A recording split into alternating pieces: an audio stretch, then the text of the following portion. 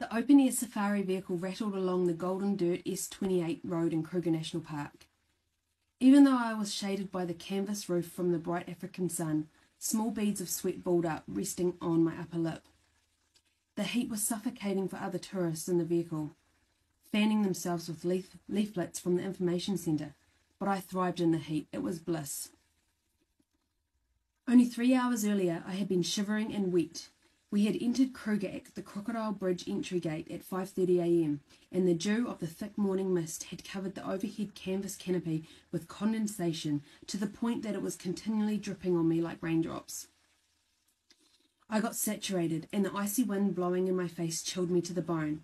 I couldn't see anything as it was so dark and the mist made for no visibility. An hour after this, the sun had started to rise, and I was able to see a little way through the mist. As we were driving along, a massive tusker, that's an elephant, appeared from out of the bushes in the mist. It was the most epic moment. Now, the mist was a distant memory, and the warmth of the morning sun was heavenly, that I had dried out fast. As the wind whistled through the golden grass, I reached down my arm, letting the grass brush against my palm as I passed it by. The vehicle was so peaceful that I could have fallen asleep. I was so tired, but I resisted as I didn't want to miss out on seeing anything. As I wiped the sweat from my upper lip, the vehicle stopped to rolled to a stop in the middle of the dirt road. Becoming alert, I looked to the driver, who was looking off to the right. I followed his eyes, and there they were, hyenas. As a little girl, I can always remember the depiction of hyenas in the Disney movie The Lion King, of being brainless ghosts that were mean, evil, and fearsome, and most importantly, of little intelligence. But as I marvelled at these seemingly ugly creatures, what I saw before me wasn't so evil, but a curious and intelligent creature, and their appearance wasn't so frightening. Beneath their long fur, dark spots covered their flesh. I traced their every movement. These definitely weren't the evil creatures as they were portrayed, but merely one of Africa's apex predators.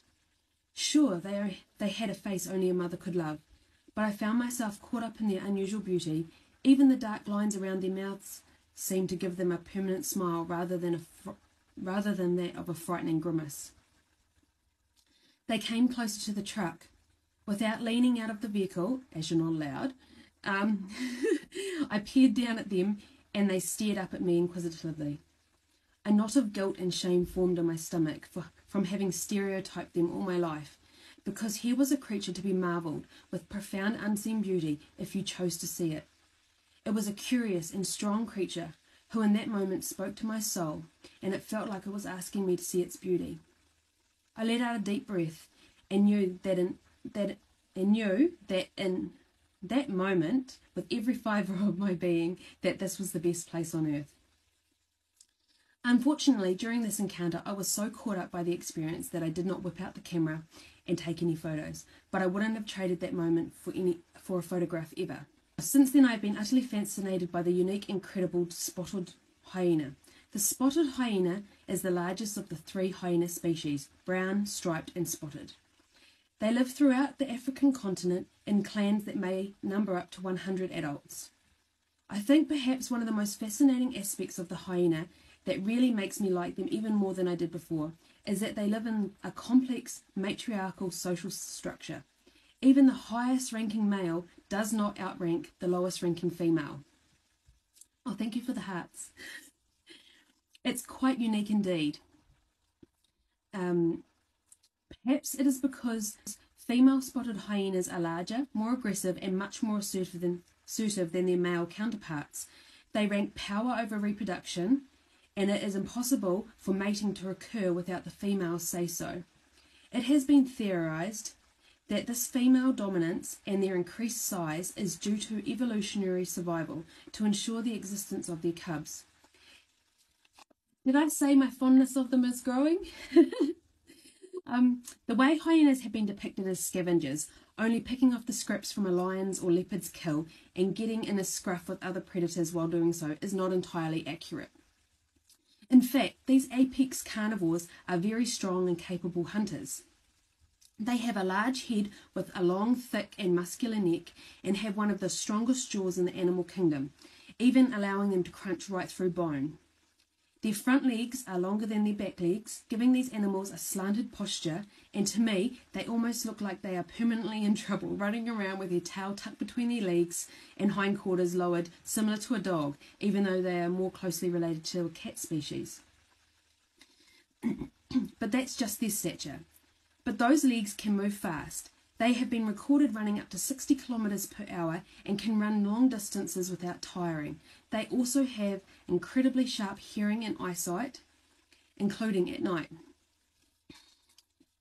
But one of the most important reasons that they are an undervalued species, and why I like them, is because they play a vital role in the ecosystem in which they live. In simple terms, they keep the ecosystem clean because they are not fussy eaters and will devour pretty much anything they come across. You could say they are like the garbage disposal units of the ecosystem, but not in a derogatory way. The famous laughing hyena is synonymous with when you think of the night sounds in the bush of Africa.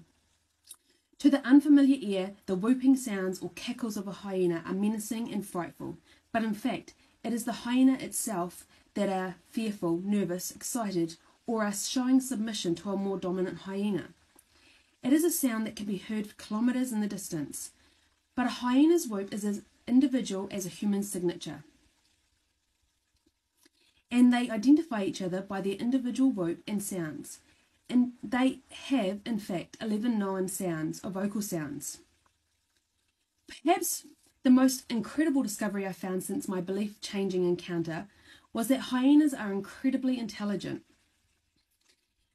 Some experts have ranked them, and their frontal cortex, on par with chimpanzees or even higher.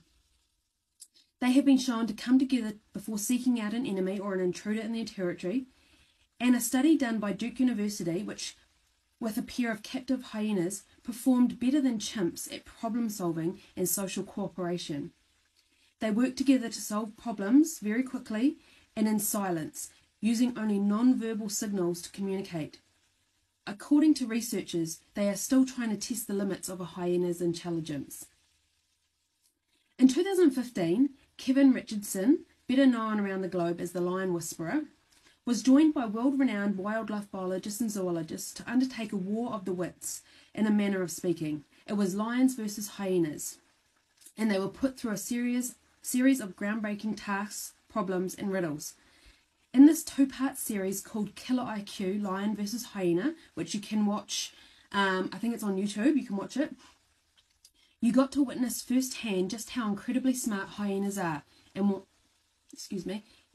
why they are the ultimate apex predator. So, they may be fluffy in a sense, deceitfully stunning, and given a bad rap, but they are not to be underestimated, or stereotyped as mindless scavengers. In learning all of this about the hyena species post that encounter I had, I am completely drawn to them, and they never cease to amaze me, which in turn makes me want to know more and more about the intricate workings of a spotted hyena and its clan. So that's, I hope you like that. That's something that I wrote that goes in the book. That's my experience, one of my experiences in Africa. And some research that I did post my encounter with a hyena that changed my world. Hyenas are still my favourite animal in Africa. Yeah, definitely my favourite animal. But you can't really, I mean, each animal in Africa is so stunning in its own right, so you can't really start comparing them.